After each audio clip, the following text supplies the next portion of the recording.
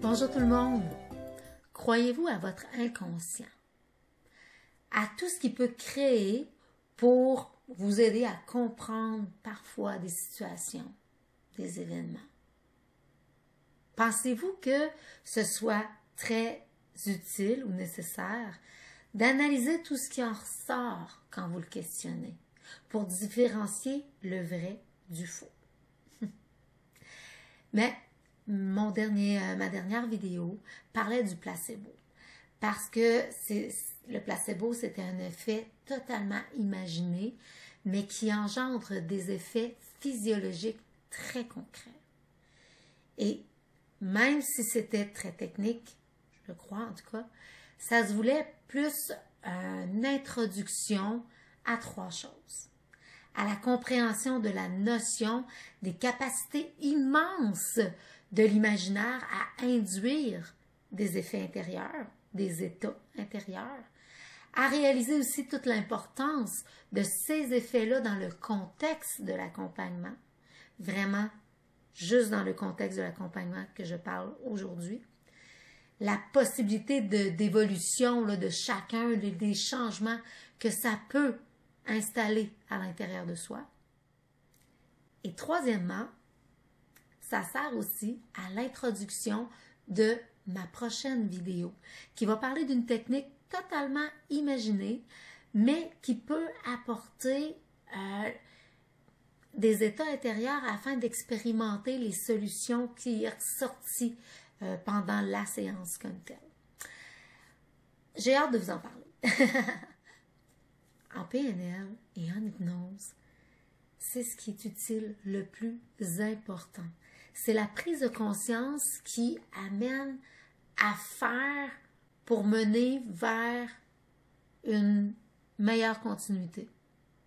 Puis en ce qui concerne l'hypnose ou la PNL, pour certains exercices du moins, beaucoup quand même, il y a un état qu'on met en place, c'est l'état de transe. Si vous ne vous souvenez pas c'est quoi ou si vous voulez en savoir plus, il y a le lien en dessous de la vidéo pour aller voir une vidéo que j'ai déjà faite à ce sujet-là. Et cet état de transe-là amène à vivre beaucoup de choses à l'intérieur de soi, en images, en sons, en sensations, en émotions, des fois aussi. Et quand une personne vit quelque chose intérieurement, surtout en hypnose de régression, c'est pas de savoir si ce qu'elle vit intérieurement a réellement existé ou pas. L'important, c'est le résultat, le cheminement surtout qui s'est fait, tout ce qui a permis de vivre intérieurement des espèces de réponses, de compréhension comme telle. C'est pas notre vérité ou celle des autres que le client doit entendre. C'est la sienne. L'individu qui se trouve en avant de nous a une vérité à lui. Et puis, c'est cela qu'il doit entendre. Pour que tout ce qui est fait en séance reste utile à lui. Voilà, dans l'unique qu'il est. Donc, le meilleur exemple que je peux vous faire pour ça, vous prenez un enfant. On vient de passer le temps des fêtes, en tout cas, je ne sais pas quand est-ce que vous allez regarder la vidéo, mais en ce moment-ci, on vient de passer le temps des fêtes. Et quand on regarde pour les enfants, dans leur imaginaire, toute la magie que le Père Noël peut instaurer dans sa joie, dans sa créativité, dans son émerveillement, c'est ça qui est le plus utile pour lui. C'est pas de lui apprendre qu'on va acheter des cadeaux puis qu'on les enveloppe, tout ça. Je pense pas que ça soit la même chose dans tout ce qui se passe à l'intérieur de lui, en train de mousser sa créativité qui va développer une débrouillardise plus tard. Parce que la créativité, c'est la base de la débrouillardise. Et ça, c'est le plus utile dans une vie, la débrouillardise. Aussi, il n'y a pas juste l'enfant, il y a ceux qui sont en délirium, ceux qui sont en psychose aussi. Les ramener à la réalité qui est là, ça peut les amener dans une détresse totale et les faire décompenser totalement aussi. On doit partir de leur réalité pour les amener vers quelque chose qui pourrait être aidant pour eux, utile pour eux, du moins à les calmer, puis tranquillement, pas vite, leur faire voir ce qui est plus réel. Mais on doit partir de leur monde vers ce monde réel-ci. On doit rester flexible, en fait, s'ajuster à l'individu qui est en avant de soi et non demander à l'individu de s'ajuster à soi. Dans la société, c'est ce qu'on fait et c'est ce que je fais aussi pour être intègre. Souvent, j'ai de la misère avec ma flexibilité en tant qu'individu. Mais en tant qu'accompagnatrice, ma flexibilité est très grande.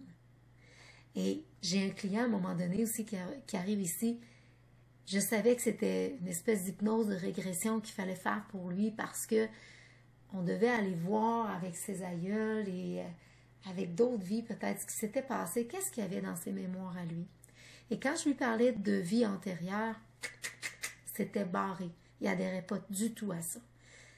Alors, je lui ai demandé s'il il croyait en les mémoires transgénérationnelles qui pouvaient s'être imprégnées en dedans de lui.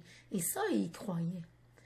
Alors, je suis partie de sa réalité à lui. J'ai commencé à rentrer dans une hypnose et ça l'a développé un imaginaire total. Une histoire qui pouvait ressortir des BD, là, des bandes dessinées, totalement. C'était tellement irréaliste. Et il savait, le client, là, que c'était totalement irréaliste.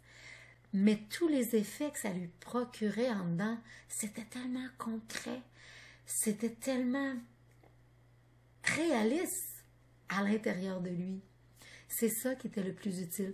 Ça l'a amené à faire des compréhensions sur son cheminement et à ajuster après par la suite. En 3 séances, ça a été terminé pour lui. Il est arrivé dans un état complètement détruit pour repartir beaucoup plus solide dans sa vie. Donc, les suggestions que j'ai à vous faire aujourd'hui, c'est que si on vous suggère des choses dans lesquelles vous ne croyez pas du tout, refusez-les. Restez ouvert, par contre, à d'autres possibilités, puis allez vers ce qui vous interpelle. Mettez vos attentes de côté et restez ouvert aux possibilités. Tout le temps. Les attentes, là, mettez ça de côté, souvent on est déçu avec ça. Osez donner libre cours à votre imaginaire. Posez-lui des questions.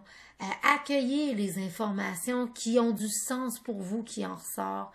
Vérifiez comment vous pouvez les adapter à votre réalité, puis restez à l'affût après aussi. De quels changements vous avez pu constater par la suite. Est-ce qu'ils sont bons, moins bons, puis continuez à adapter. Alors, si vous avez aimé cette vidéo-là, likez-la, partagez-la, abonnez-vous à ma chaîne YouTube où j'ai beaucoup de sujets comme ça que je partage et des petits conseils en même temps. Puis en attendant de vous voir, moi, je vous demande de garder confiance en votre inconscient. Parce que lui, il sait vraiment comment manier certaines vérités pour vous aider à progresser. Bye, à la prochaine.